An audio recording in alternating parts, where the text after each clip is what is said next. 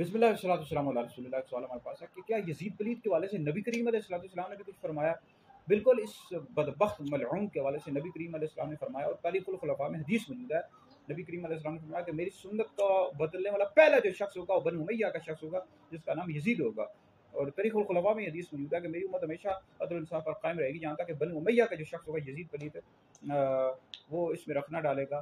तो यजीद पलीद के हवाले से नबी करीम अलैहिस्सलातु वस्सलाम ने पेशेंगोई फरमाई थी और आप अलैहिस्सलातु वस्सलाम ने इस बदबख्त के हवाले से फरमाया था। बहरहाल ये वाक़या जो करबला हुआ है ये 61 हिजरी में हुआ है, ठीक है जी। तो हज़रत सैयदना अमीर मुआविया रज़ियल्लाहु ताला अन्हु के बाद हुआ है। अमीर मुआविया रज़ियल्लाहु ताला अन्हु पर लान तान करना, आपको बुरा भला कहना ये हराम है, इसकी हरगिज़ भी इजाज़त नहीं है। ये 61 हिजरी में हुआ जब अमीर मुआविया रज़ियल्लाहु ताला अन्हु का विसाल हो गया था। तो इसने इमाम हुसैन रज़ियल्लाहु ताला अन्हु को शहीद करवा, करबला के जो अफ़राद थे उनको शहीद करवा, उनमें सहाबाए किराम रिज़वान भी मौजूद थे।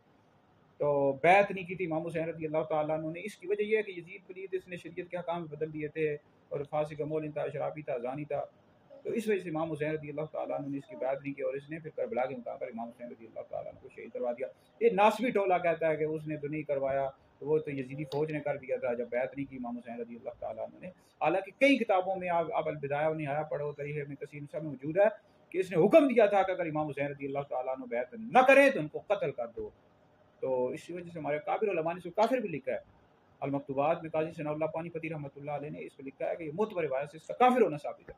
तो मना किसी ने नहीं किया। हमारा है दिन दारुल इफ्ता अहले सुन्नत है, उसका फतवा ये है कि यजीद पलीद को काफिर कह सकते हैं, उसका लानत भी कर सकते हैं, कोई हर्ज नहीं है भाई।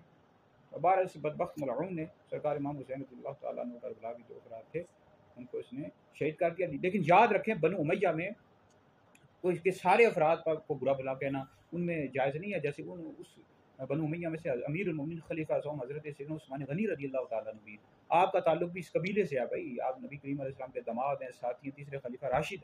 आपको बुरा भला कहना हरगिज़ भी जायज़ नहीं है। और इस तरह अमीर मुआविया रज़ियल्लाहु ताला अन्हु ये भी बनु उमय्या में से।